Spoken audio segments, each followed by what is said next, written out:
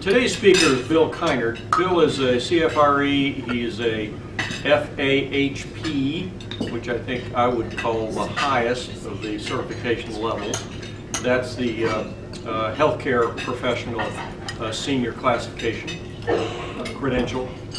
When Bill came to town about 1.5 years ago, I began to hear stories about Bill. And about all I heard, all I knew was things are being done differently over at Mission Hospital Foundation. So, being the shy, retiring guy that I am, I called him up and said, we want to talk to you about several things. And Debbie Rush and I went over and sat down with Bill and said, we really want you to do a program for AFP about what you're doing. And he agreed to, but he said, what I'd prefer to do is to have some of your AFP colleagues come over and let me give you kind of the basics, and then you tell me what I should give to your AFP chapter. And so about 7 of us did. And we went over to his office and began tuning into his philosophy in terms of healthcare. So I suggested he call this innovation as a process, because Bill is a true innovator in our field. He's a national speaker. Obviously, he kind of centers in the healthcare professional circles. But I would urge everybody today to listen to what he has to say through the lens of figuring out how some of these important things might apply to your shop.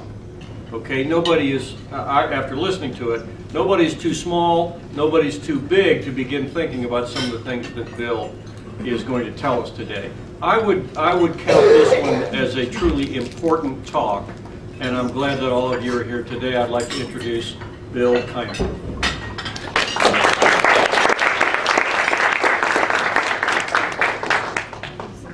Hold that applause until I'm done. You might want to retract that. I hope not, but maybe so. How many of you are new in this field, new being maybe less than a year? Okay, Myra, so I'm at liberty now. Myra reminded me when she came in, she says, now don't go scaring the hell out of all the newcomers. And so I hope that won't be the case. I invite you to do one thing. Can you hear back there? Can you hear back there now? Yeah. Am I going to have to eat that thing? Yeah, just raise it up. Okay. Normally people don't tell me to raise the mic, it's usually lower it.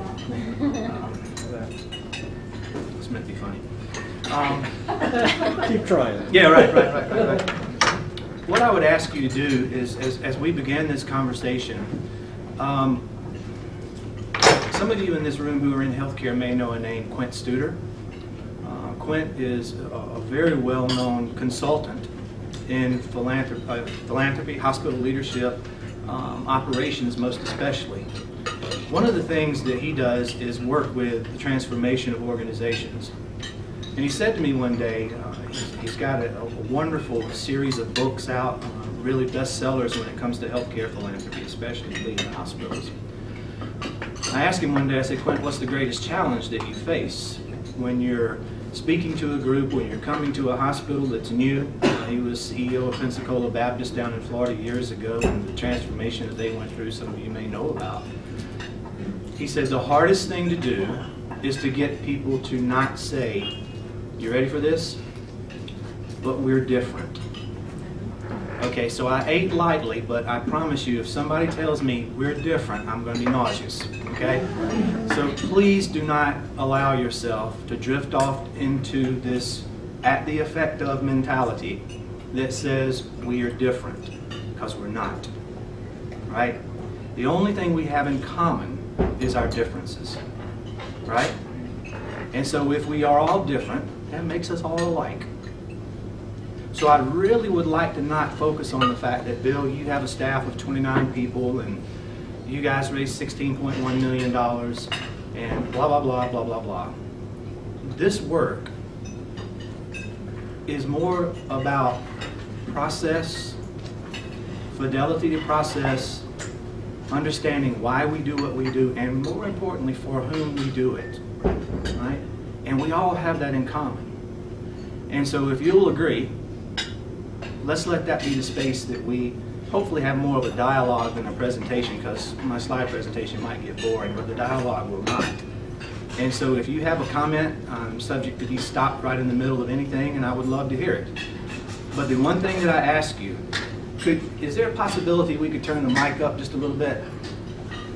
Yeah, that would be good. It's kind of disconcerting having to chew on this thing. If we can stay in that space, and if we can talk about those things as having them in common, I think this presentation will be meaningful to you whether you're in a one-person shop or whether you're in a 29 or 30 or 40 or 50-person shop, okay? Is that an okay place to begin? All right. When Alex came over, I always find it interesting that Alex said that he had heard that things are being done differently. And that when he came over, we started talking about things that I truly believe to be the basics of what we do. And it never fails when I speak around the country. Mostly Ann and Myron know me from the AHP days. And our conferences are big. We have a lot of opinions. But there's the same mix of people there, just a larger percentage. But there are one-person shops there. There are some shops like Tom who have probably 125 people in Chicago in his shop. But we have to all gravitate on what we can do together. And I submit to you that it's less about innovation in the truest sense of the word and more about getting back to what really it is that matters, right? And focusing on those things. Now that's a very simple statement, but boy, is it a loaded one, right? Because many of you in here, I will ask this question a lot during this presentation. How many of you, blah, blah, blah, thus and so. I mean, unless you're courageous, please don't feel compelled to raise your hand. I'm actually asking for introspection. That's very easy for an introvert to do, but I know for extroverts it's more challenging. Me. I get it. It's okay. So if you want to raise your hand, knock yourself out. But allow some of those questions not to make you stretch yourself and jump up and down, but really just get in here for a moment and say, what is it about me, right? What is it about me that I keep running into board members with this challenge? That I keep running into donors with this challenge? That I keep running into colleagues with this challenge? And so instead of making it about the board member or making it about your colleagues, let's make it about ourselves. And so if I ask you the question, how many of you have, that translates in your ears as, how many times have I? Or what's my experience been with that, okay? So I would ask you to think about whether what I'm going to share with you is really innovation or whether it's just simply getting back to the basics. Sports analogies okay? With this crowd? All right, so in preseason football, we had to hit that sled 600,000 times before the first scrimmage, right? And you always wondered, why do you have to hit that sled over and over again? It was the basics of learning how to tackle, right? So when you're in the red zone, somebody doesn't come slipping through because you had butterfingers and you guys lose the conference championship, right? I submit to you that our work is a lot like that. If the sports analogy is not comfortable, whip it up in your mind however you'd like to, and it's okay. There's that kind of latitude. But what I'm really asking is let's get back to the basics, the block and tackle of what we do on a daily basis. I have such respect for Marines. Our leader down in Greenville when I was there, Mike Reardon, was a retired, well not retired, we can't say retired, just not former, right? If that's the case. No such thing as X. No such thing as X, right? So, you know, I had a lot of respect, but Jim just said something to me. When you ask those guys and gals to run over a hill and take a hill, they have to believe they've been well trained, they have to believe in your leadership. I submit to you it's the same thing with board members, right? If you're having trouble with board members, have you taken the time to align your work? Help them understand the why we do what we do. Not just the hokey stories, okay? Yes, I said that, hokey stories. Okay, so in our business, we really can rely on the emotion far more than its rightful place, okay? It can go so far as to even be exploitation at times if we're not careful. The human story is the rail upon which our work rides. But nobody chooses to have their house burned down. Nobody chooses to have a child that dies. And so what I'm asking for you to think about is, what do I rely on to get people to gravitate and understand our message and build affinity for it. Balance that out as we go along. One of the first things that we have to make sure that folks understand, how many of you in this room, now this one I do want you to raise your hand, in the respective fields that you're in, whether you're supporting healthcare, the arts, social functions, whatever it is, how many of you have truly experienced major change in the last 2 to 3 years? I can assure you, if you're in healthcare and you haven't raised your hand, there's really something wrong with you. Right? You have not been paying attention. This thing called the Affordable Care Act is the wolf at the door, right? All politics aside, I'm one of those hybrid Democrat-Republicans, so I'm blue dog, purple dog, whatever you call them. So I'm good with both folks. But the reality is, healthcare, as most of us know it in this room, unless you're in it at the level I am and some of the other people in this room, it is gone. Gone, gone, gone, never to return. Gone, gone, gone, never to return. Now, for Ron Paulus and myself and other leaders in healthcare, that is as plain a message and understood a message as you can possibly imagine. It's almost like knowing your own name, not to be trite, but in all seriousness. It is so far gone from what it was. But how many board members, be it the foundation, be it the auxiliary, be it the health system board sometimes, cannot come to terms with that level of change, right? American Red Cross, you guys know what we're talking about. What we have to do is create not a sense of urgency, but a sense of reality about our work, right? And what our work is not. You'll see as we go through this a little bit more, we even went so far as to start talking to trustees about a what not to do list, which is, most of you in leadership theory know, a what not to do list is far longer than your to-do list. Our to-do list has, Emily and Meredith will tell you, has 5 things on it. Our not to-do list could be as long as a roll of toilet paper. It just depends on how far-reaching the scope is with a particular person. But that has been the core of our success, is to create understanding of the change that's at hand. And if we do not band together and make a difference for healthcare philanthropy, Western North Carolina will not have sustainable healthcare in the way that we know it today. That is the reality of what we face. Now, oftentimes, depending upon who you're dealing with, y'all can tell I have a little bit of a snarky personality. I think that's why Alex and I get along so well. I love Dilbert, right? Any Dilbert fans in the room? Yeah. You probably will not be able to see this from the back of the room. The guy at the coffee maker. I love to have opinions, but not informed opinions. It takes so much work to get informed that it defeats the whole point of having an opinion in the first place. So Dilbert says, you know, what exactly do you think is the point of having an opinion? Well, the point is that it feels good. That's totally nuts. Oh, is it? Yeah, the coffee maker says again, unless you have hard data to back up that comment, it was nothing but an uninformed opinion that felt good. Dilbert does what we do sometimes, throws his hands up and says, oh my God, you're starting to make sense. And you get into these circular arguments with people about should we do it this way, should we not do it this way. And you find yourself spending, especially this can happen in my role where you're responsible for 6 different foundations across all of Mission Health, right? So you can find yourself in a heartbeat trapped in this quagmire of time being spent trying to get people to understand what it is that a foundation board really does and what it doesn't do, right? I can see by the faces and the nodding heads that many of us have had that experience.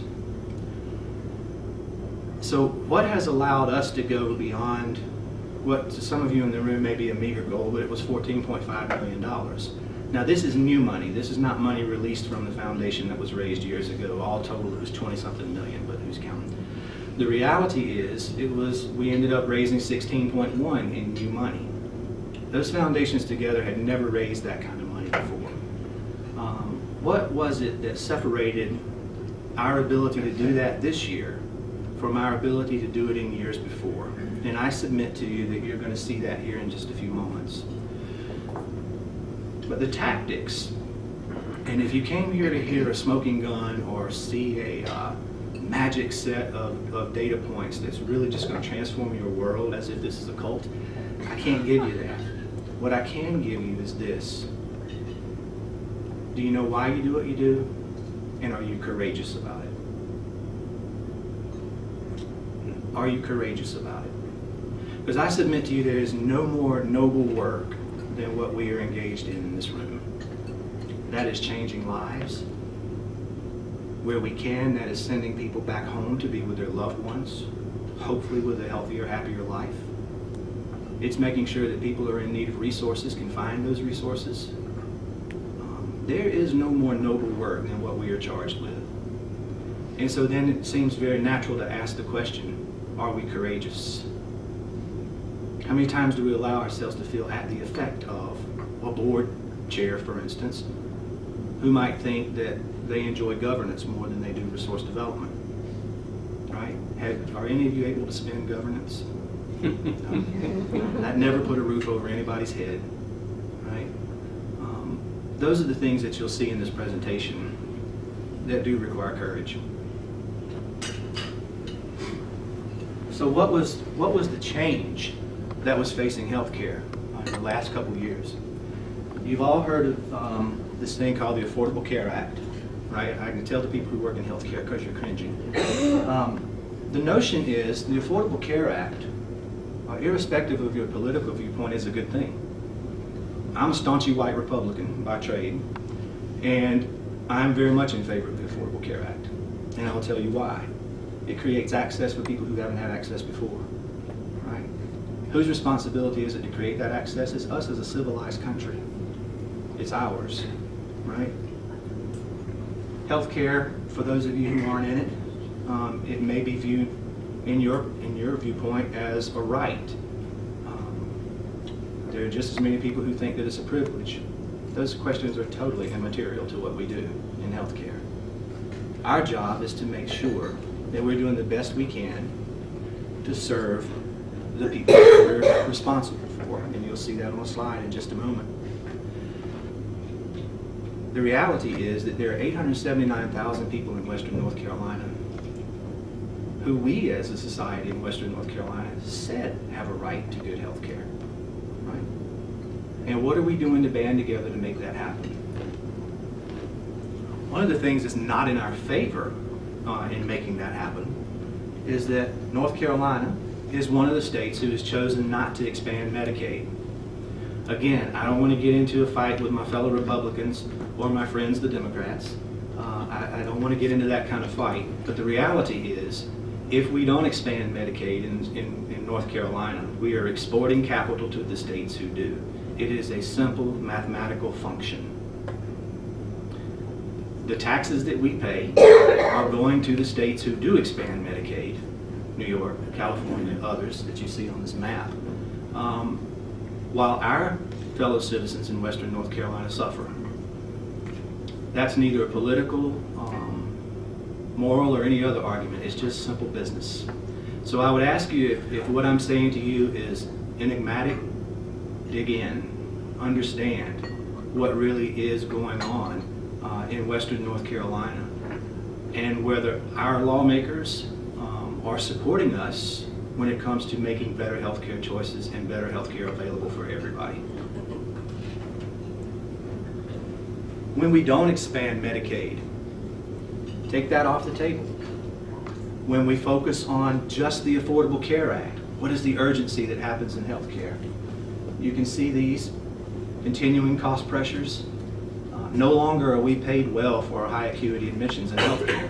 It used to be if you went into the hospital, that's where we made money. Now that's not the case. Keeping it simple, the shift is keeping people out of the hospital. Better access to primary care, which we all deserve. Better emergency care, which we all deserve. Better diagnostic care, which we all deserve. Declining reimbursements, decelerating certainly reimbursements. Shift in the payer mix.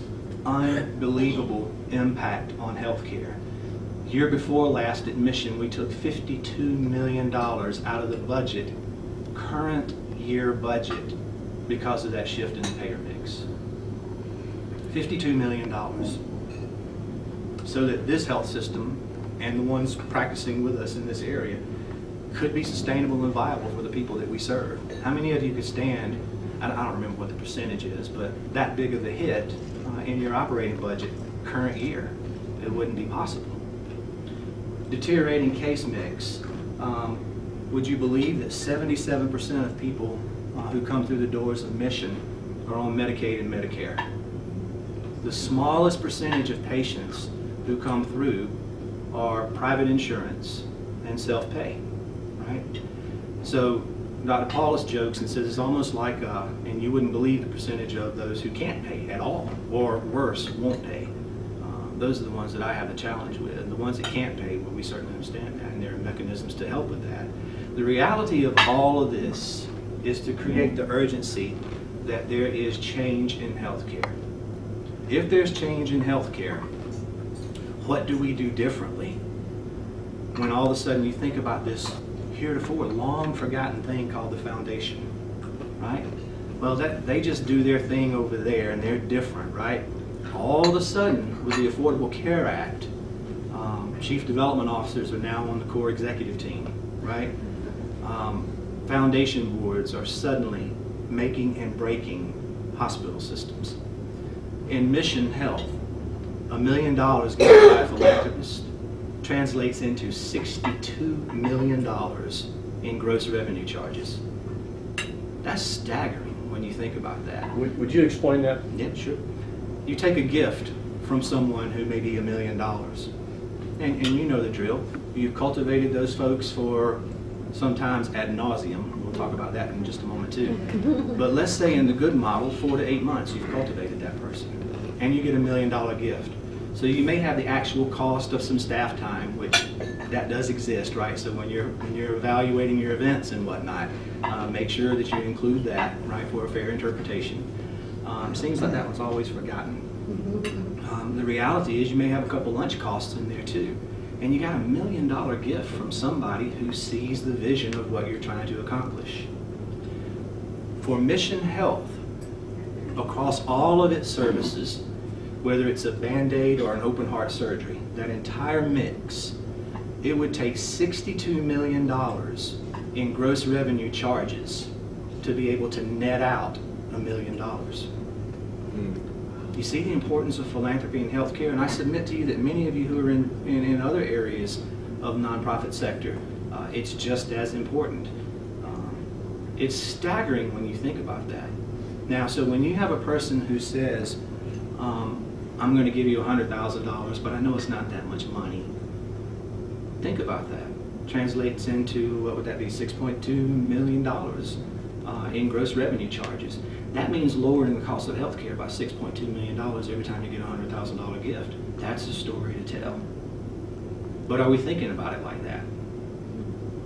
For some people, that story is just as important as the puppy that was placed or whatever other story is coming out of your not-for-profit. Does it mean that that's not important? No. It just means that we have to broaden our minds to realize that people who think with a different mindset than you can be okay and can help you move ahead, right? Sometimes I'm accused of thinking that philanthropy is really a business. That one is tough for me because there are 879,000 people who live in Western North Carolina of all ages, right? And that's getting it straight from the government. That's the Census Bureau numbers.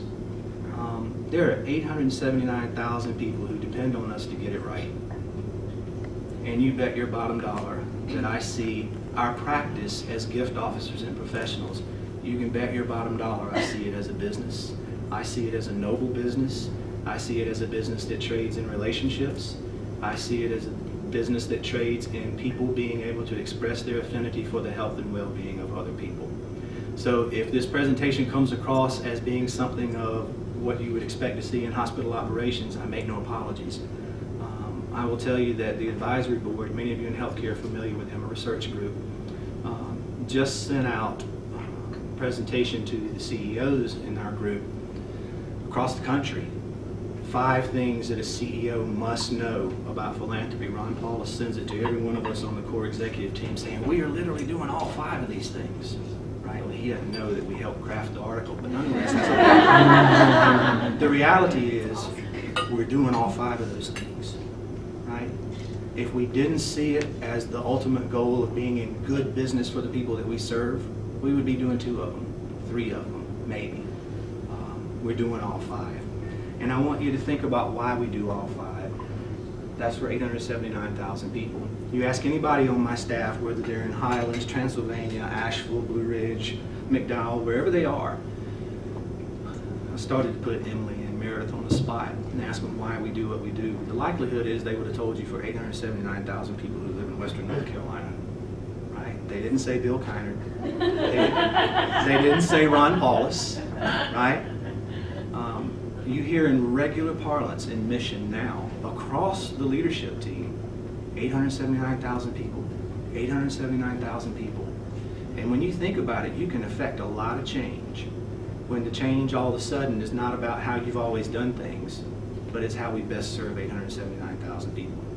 Okay? I want you to take a peek at this. One of my all-time favorite people, Stephen Covey. I never knew him personally, but one of my bosses in philanthropy early on used to work for Stephen. And Ann knows George. George was one of Stephen's earliest consultants. And this is what we are trying to create.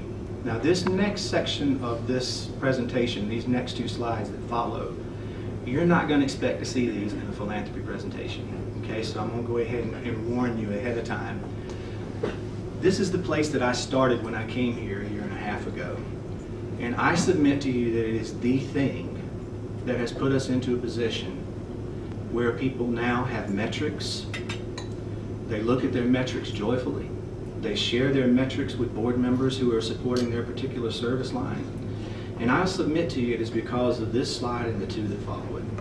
But I wanted to draw particular attention to what Mr. Covey said when he said, people who can think for themselves. The quote for those in the back of the room who may be like me and challenged with your need for glasses, employers and business leaders need people who can think for themselves, who can take initiative and be solutions to the problem. Everybody knows when they come into my office, please do not tell me what the problem is.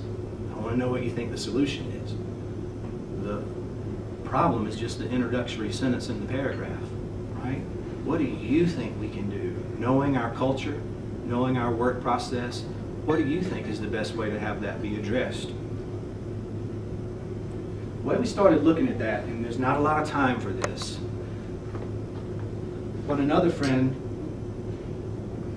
showed us this at one point. Some of you may have seen it, a ladder of escalation, 4 ways of being in the world. What we tried to do at the very start was to get people to take a moment and say, am I at the effect of my circumstances, or do I have a chance to take healthy responsibility to create solutions? So in other words, to me, or at the very least, by me, right? And that may sound like a tiny nuance. You all have staff people that you work with. You all may have a chance where you can reflect on this in your own life.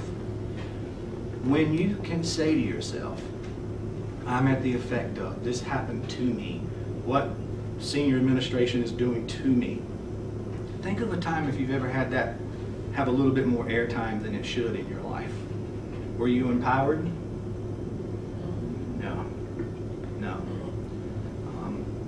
One of the things that we did differently was we had a few staff changes. It's about, I need a group of people who are not at the effect of, but who are creating change, who are creating our next step on the evolutionary ladder, if you will, by being empowered to say, by me, I can come together with my other colleagues to the point where I think we are now here, is this is happening through us. I bet you if you ask Emily or Meredith or anybody else on our team, what are you doing? They would say, what are we doing? What are we doing as our teams? That's a powerful agent for change. One of the other things we really focused on early was the idea of above and below the line, right? I see some nice faces nodding in here. This is so intrinsically human, right? This is not leadership, ooh, fire, right? This is intrinsically human. When we're above the line, we're curious. Amanda, what did you really think about that? Tell me what you thought, right? Not telling Amanda to be quiet because she may have the innovative idea at that moment, right? Open to her innovative idea. Participating with her in the fleshing out of that idea. Taking responsibility on what we've determined. We're going to share that with the staff. We're going to see how that can grow, right? As opposed to, well, we tried that years ago and didn't work. Might be a different staff now, right? Let's try that again.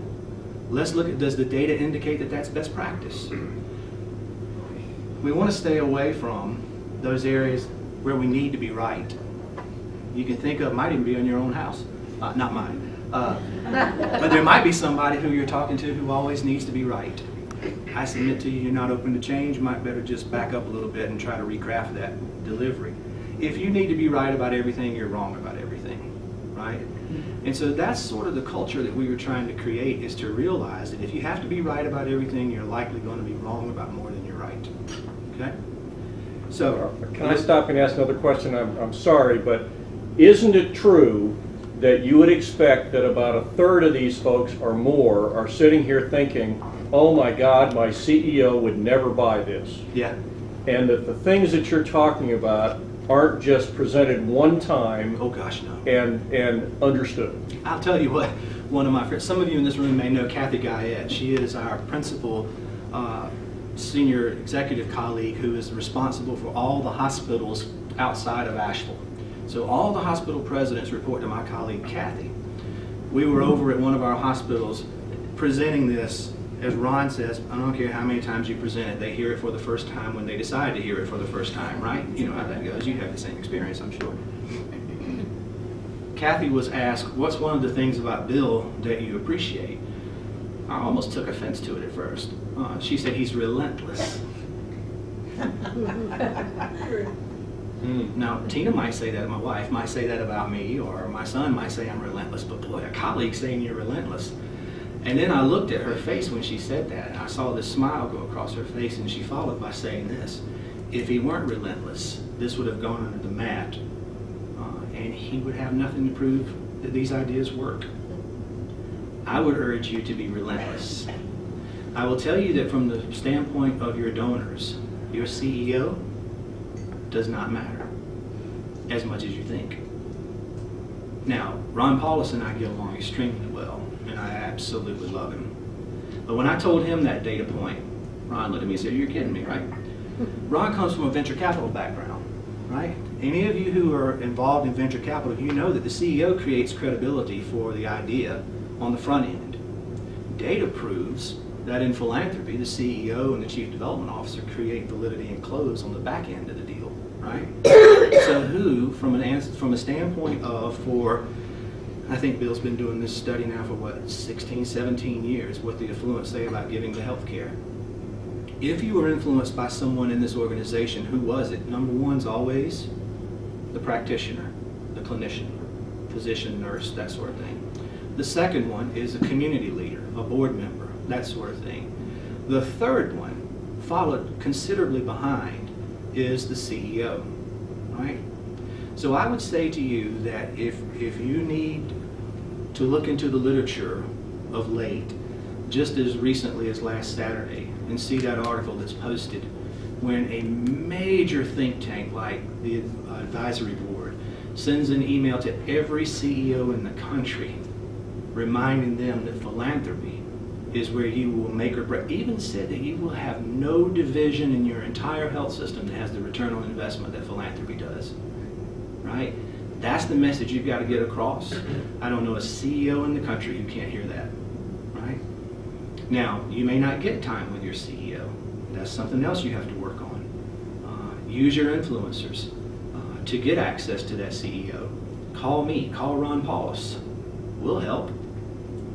Dr. Paulus, in just my tenure, has already made 3 calls to colleagues whose CEOs didn't get it, right? Helping them understand. You'll see in a few moments the results.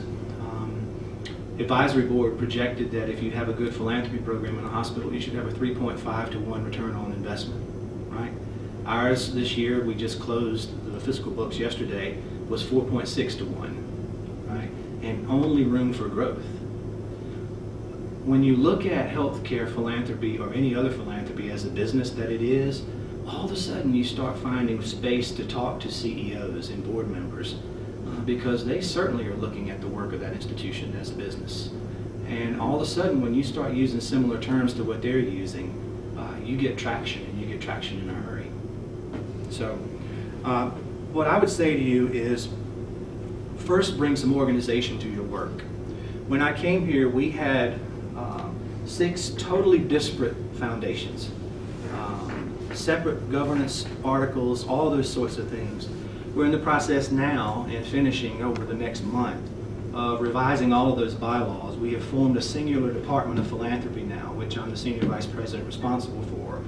And all of those staff members now report to us. So what is that about? Is that about control? No, it's about best practice. Not only did we beat the projected revenue goal for this year of 14.5 by raising 16.1, we also dropped $420,000 off the operating budget for philanthropy across the system by the reduction of duplicated services and other efficiencies with that. You start doing things like that and you really get people paying attention. So it's about courage at first. I ask you to think about the organization of your work. If you said to somebody on your board, let me explain to you what we're trying to do, would you have a template to share with them, right? What I've found is that in the absence of information, people look within themselves. They're not thinking that you're the expert if you don't have a roadmap for them. So what we did quickly was we took our work and organized it across the 5 clinical pillars that are going on in our organization. You have the same kind of 3, 4, 5 pillars of work, whether it's in fine arts, whether it's in conservation, whether it's in whatever the work is. Mobilize your philanthropy around the core elements of your organization. Because then your CFO sees you as being aligned and matched in the efforts that she's trying to accomplish. Your CEO sees you aligned, etc. And all of a sudden, then those volunteers who want to be a part of that organization, they start to get it. Wow, my work is making a difference in the life of this organization. I'm not going to show you some of these slides because of the interest of time. These are a couple of the more important ones that I wanted to show you. Now, I am an absolute numbers geek. But I understand, although I'm still trying to get it to process in my head, there are some people who don't like spreadsheets. So I try to have some graphics involved in these conversations too. But I wanted to show you some. How many of you are in foundation roles and you're also responsible for marketing and PR? There's your first place to start. Get it out. Get it out. My opinion, I was invited to share an opinion, so I'm sharing an opinion. How many of you have ever been able to spend marketing and PR on your services? But we had 63 people respond to Facebook last month. That doesn't require a response, right? Okay. What I ask you to do is think about getting that out of your auspice. Because then your board comes together and they're thinking about the newsletter that went out, they're thinking about the spelling, they're wanting to talk about this, that, and the other. What you need them focused on are the things that are in color. For us, it's very simple. Direct mail program, radiothon, stewardship, communications, and other things constantly going on. Constantly going on. And when I say communications, I'm talking about donor communications, donor stewardship, newsletters to our donors about things that we're doing, things that are moving the relationship ahead. Philanthropy, if it is asked to focus on the masses, will always be hamstrung. Always be hamstrung. Now, I'm a good little Catholic boy, and I know the story about, you know, the widow and the mite, 2 mites and everything like that. I get all of that. I get all of that. But you will not sustain your organization by staying busy with $25 donors and worrying about every little nitpicking opinion in that organization and forgetting about the people who can transformatively change that organization, and they don't get our time because we're busy straining at gnats. Not that $25, $50 gifts aren't important. That's not what I'm saying. There needs to be a mechanism that can handle that volume and free you up to work with people on transformative gifts because they want to give them. One of the first things I had people tell me when I came here was there aren't many major gifts in Western North Carolina like there were in upstate South Carolina. So the best thing to do is to tell me that I can't, because then I really try hard to. And so what I did was I hired Wealth Engine and I hired Target Analytics. You all know who they are, right? I took their work together. We ran some algorithms to mesh that together and find the ones that keyed in both of them, so we knew we had a higher percentage chance. We found 8,372 people in the 18 counties of Western North Carolina. Most all of them are in all our shared databases, right? We found 8,372 of those, I think is the right number, who have the capacity to make a high 6- and 7-figure gift. Some of them have never been touched by us, but were grateful patients. We'll talk about that in a moment. So while we're busily saying, don't forget about the $25 donor, the largest percentage of those 8,000 plus people had never been touched by a gift officer from any one of my 6 foundations. Not one. Does that not in and of itself describe the upside down philosophy, the feel-good opinion that we can be at the effect of if we don't do something to change that, right? Because it makes sense. Don't forget the $25 donor. Well, gosh, we don't want to forget anybody. Least of all, the people who can help us the most, right? We have a process where we begin the year with purposeful engagements. I don't do events, right? Many of you who know me in this room know if you say the E word to me, I just get like in a fetal position in the floor and turn on the shower and cry, right? Because it's just crazy. So Alex said to me one day, he's the one I can always count on to be my peanut gallery. So he says to me, what about the 400 people that came to the event, right? He's just egging me on. So I'm like, what does that matter? Because for the majority of those people, you have 400 people come to an event, right? You sold $25 tickets to get them there. And when the event is over, right, everybody gets this. What happens? See you next year, right? That's why I don't like events. So we changed our mentality. We eradicated, gosh, I don't even know how many. Did it cause turmoil? Boy, yeah, right. Everybody wants to keep their little pink into this and purple in that and puppies for this, and all that stuff is great if it's your core mission, right? All that stuff wasn't our core mission, right? Our core mission is to make people healthier. So what we had to do was, really, why do we need a Kentucky Derby event in healthcare? You know, we don't, right? So what we did was we changed our philosophy to purposeful engagements. We have one major kickoff in each one of our regions. The most recent one we've done was the one on the plateau. We call them Faces of Hope. You may have heard of them. Faces of Hope on the plateau. The board chair, the then board chair, absolutely forbade me to come in there and do, you know, Faces of Hope on the plateau. We raised $1,039,200 that night. But it's not even a fundraising event. It's not even a fundraising event. What is it really? What we did was, and you'll see this process in a few moments on a slide, the idea is the pre-event, right? Getting the right people in that room. So does that mean that everybody was invited? No, everybody wasn't invited. Who do you think was invited? A subset of the 8,300, right? So we had 250 some odd people in that room, and they gave $1,039,200, right? The Kentucky Derby, the year before that, cost about $29,000 and raised $27,000. Math's upside down, isn't it? Right? What happened after that? Every one of those people that came, Emily most especially can tell you this because a large portion of them were in her portfolio. Within 1 day of the event, every one of our gift officers writes a handwritten thank you note to the people who came to that, right? I don't mean that it's just a good idea. The metric is 100% of those people get a handwritten note from the gift officers in whose various portfolios they are in. What percent? 100, right?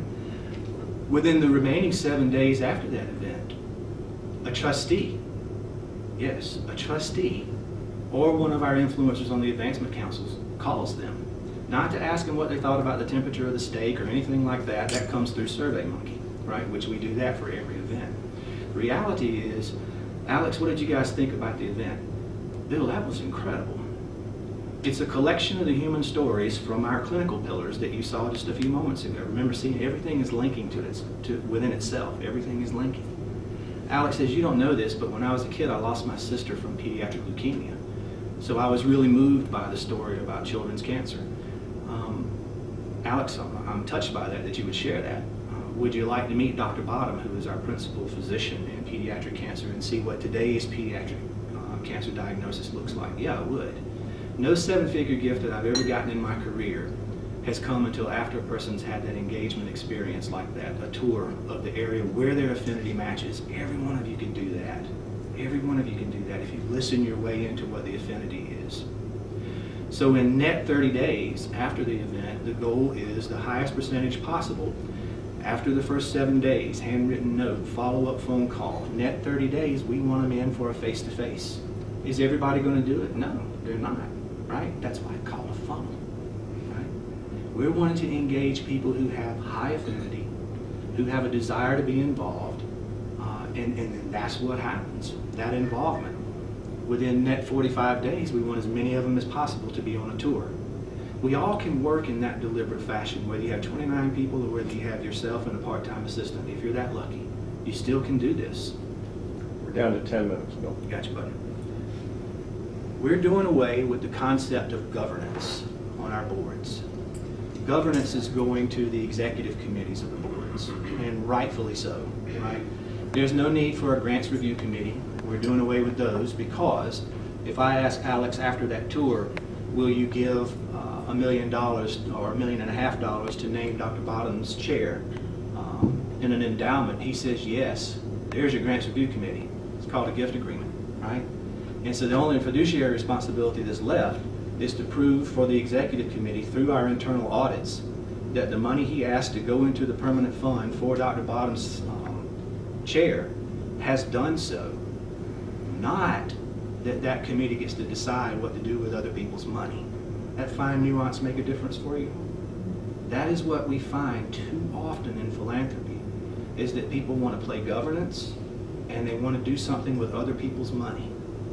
I never will forget when I heard one of the former chairs of one of our foundations went on a diatribe one day. I gave blah, blah, blah, blah, blah to the hospital. Sent me over the edge, right? Your donors gave that to the hospital. The shift that we're trying to create in people's thinking is we serve donors and patients. We are not above them, right? We don't make determinations for them. A donor who is responding out of largesse and goodness, that is the path that we follow, right? So what we're doing with our boards is moving more to the concept of advancement councils. This is not easy everywhere. I'm not going to tell you that my picture is right beside Gandhi's and Jesus. It's not.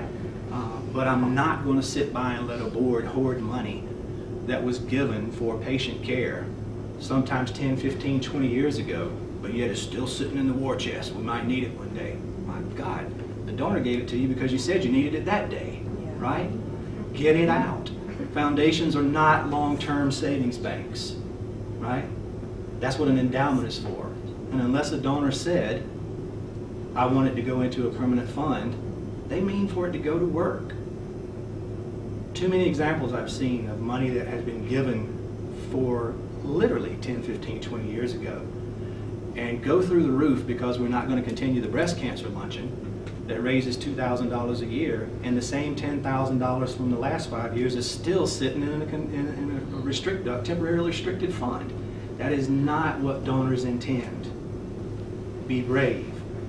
be courageous. You want the right people around you, release that money for the purpose that it was given for. People will believe in you. People will be motivated by your courage. People will get behind you. There'll also be some who take pot shots at you. That's okay. I submit to you, if you're not brave, you shouldn't be in this business in the first place. Our goal is to move toward advancement councils. The idea is that these people, instead of being board members in a conventional governance-only sense, right? Because those folks who want to talk about fiduciary responsibility always say, well, why is there still money sitting in your account that was given 20 years ago instead of being put to use for what the donor asked for it to be used for, right? Those are questions that make people think, gosh, I really wasn't thinking about it that way, because they weren't. They aren't bad people, they're good people. It's just nobody's been brave enough to say, let's put that money to work. That's what the donor gave it for. We have one foundation who is going to sweep $10 million out of their foundation in temporarily and unrestricted funds for the purposes that their community has. I released over almost $15 million from the Mission Health System Foundation last year alone because donors had given it for that purpose. And did I have a moment's trouble with our board? No, not one. You can thank John Kimberly for seeing that. You can thank Tom Marr for seeing that. You can thank by name every other person on the executive committee. Nobody had told them we're not about building war chests. We're about taking care of people. So advancement councils, the idea is bringing people into connection. That connection is what launches that arc of cultivation that you'll see in this next slide. So we have purposeful engagement. These 4 points to the side are just how we build our cases for support. In healthcare, we always follow the clinical plan. So for Kathy and for Dr. Paulus and Dr. Hoggard Green, they're responsible for charting the clinical direction of the organization. My job, and the job of all of our boards on the foundations, is to get behind that clinical plan and make it happen. The challenge is in writing a case for support, you don't always know what the financial gaps are. So we have a process, and if anybody likes to geek out with spreadsheets, I'll geek out with you one day over coffee in my office. You're welcome to come. It's a beautiful process where the financial folks have helped us take those ideas. This many FTEs, this many blah, blah, blah, blah, blah, blahs translates into here's the gap, right? This percentage of that we can bill for, that comes off of what we ask for in philanthropy. This percentage of it can be gotten through state and federal grants, not really philanthropy, right? Still important, but not true philanthropy, not one of the 7 categories. The other is the remainder. We only ask people in cases for support for what we truly need, right? Now you let them see that on a balance sheet and become a believer in that, they will give to you. Because they know you're not trying to create a Taj Mahal. You're trying to have philanthropy support in the community, what there is no other source for, right? And people believe in that.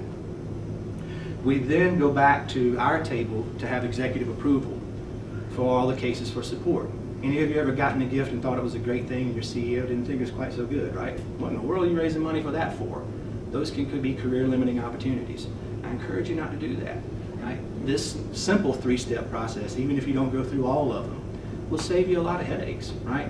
And you can say to your donors, we're only asking for what we need and only in the scope of where we need, okay? So our purposeful engagements that you heard us talking about, there's the pre-engagement. Emily, 7 to 10 days before it, calls that person, I'm so glad you're coming to the event Saturday night. Really would love to know why you're coming. What is it about this organization and what is it about the mission being expressed that night that means so much to you? You're learning, you're listening, right? During the events experience, you'll see in the next slide or two, the idea is when Emily is listening her way into a deeper relationship. So this person comes to this event, right, already feeling some sense of connection. Some of you may do this. I'm encouraging you, all of you, to do it 100% of the time, every time, without fail, because that's when you turn the needle. That's when the needle turns. During the event, it's the same thing you always do. Seating strategies. Why seating strategies? Because of what you learned in the pre-engagement phone call, right? And what happens when your trustee says, you know what, that was a really interesting call you have with that person. I'm going to write him a handwritten note because I see him at the club on Saturday night and I'll hand it to him, right? And that person is connected before they even get to the purposeful engagement.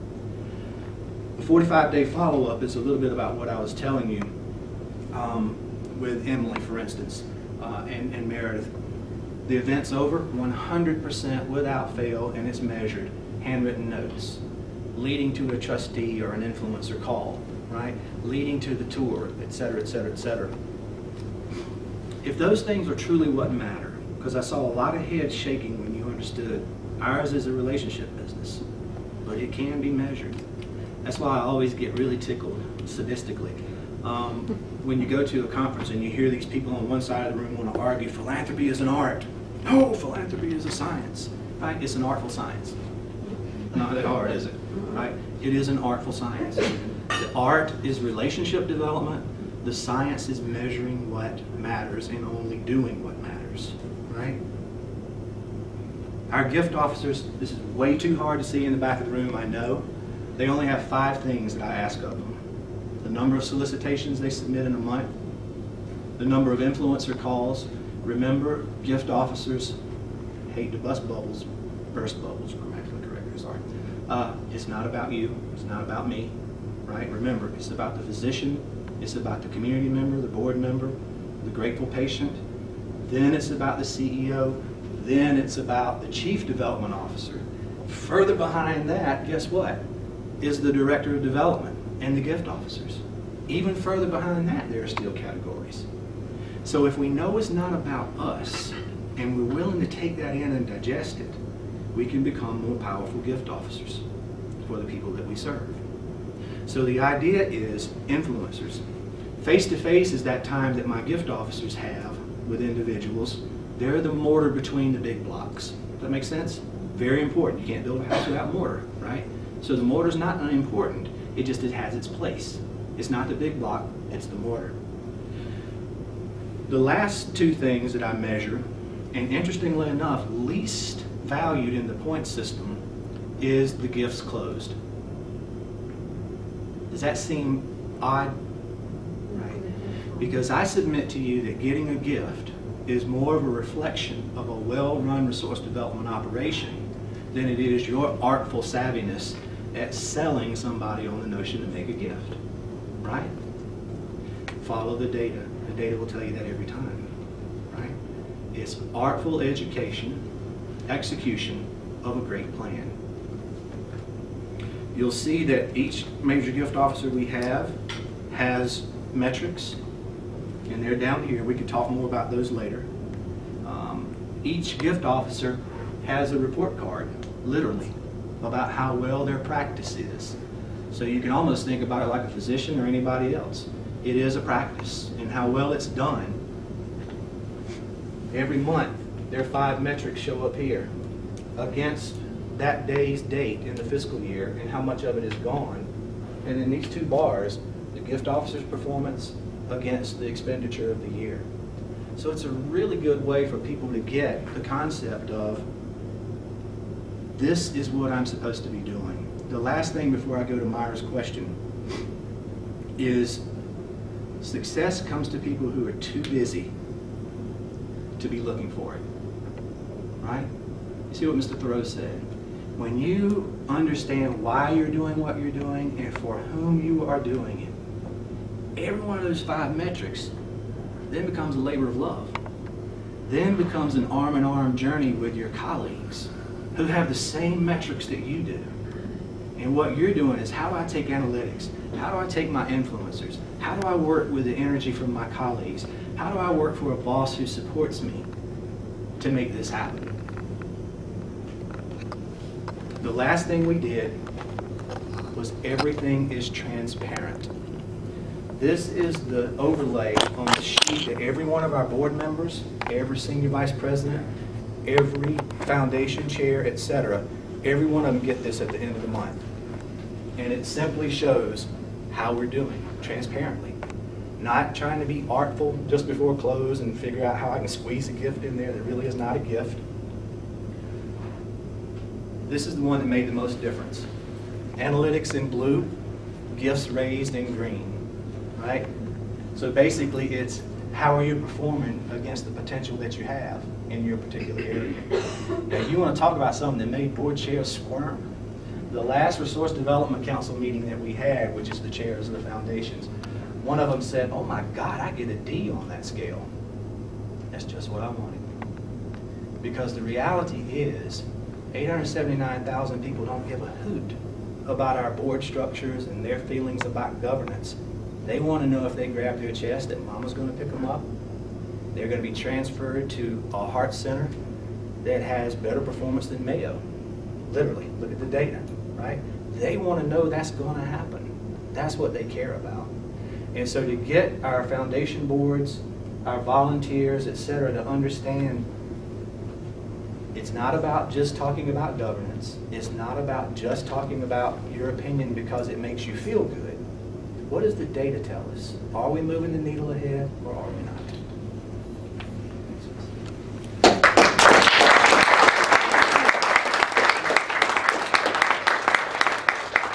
We're going to take one question and then I'll have just a close.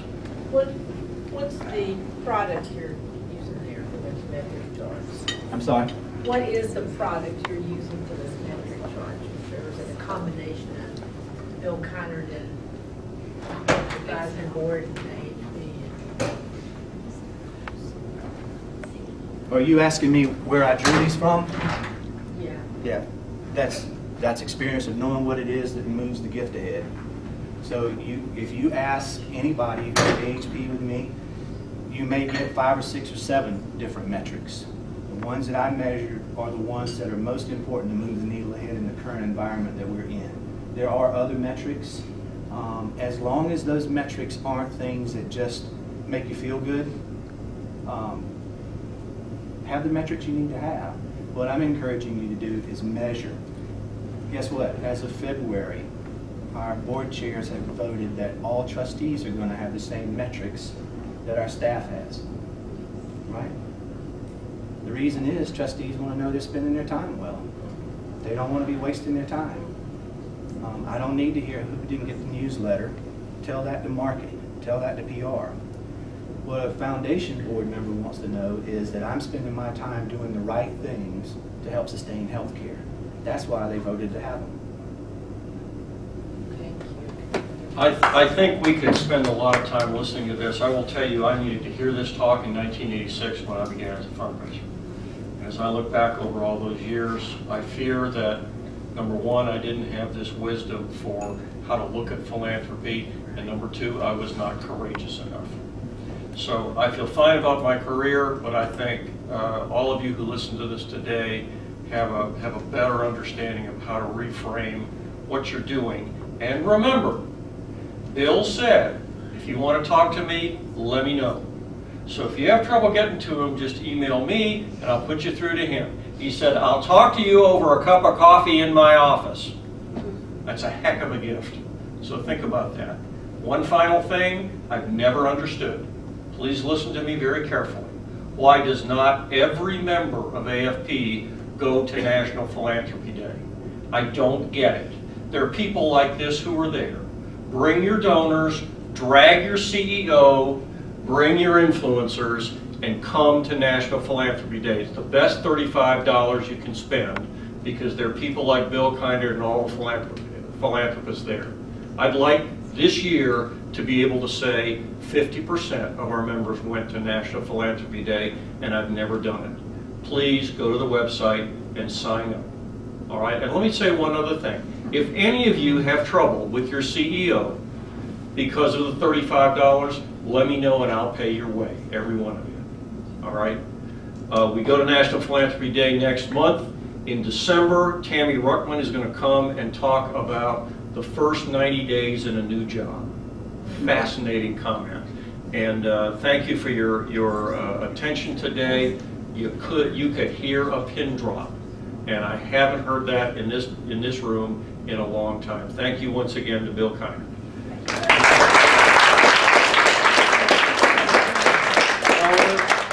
Can we get a copy of the PowerPoint? Is that possible? Sure. Since we can't. Okay. Email me or email Bill. Thank you all very much. See you at National Philanthropy Day.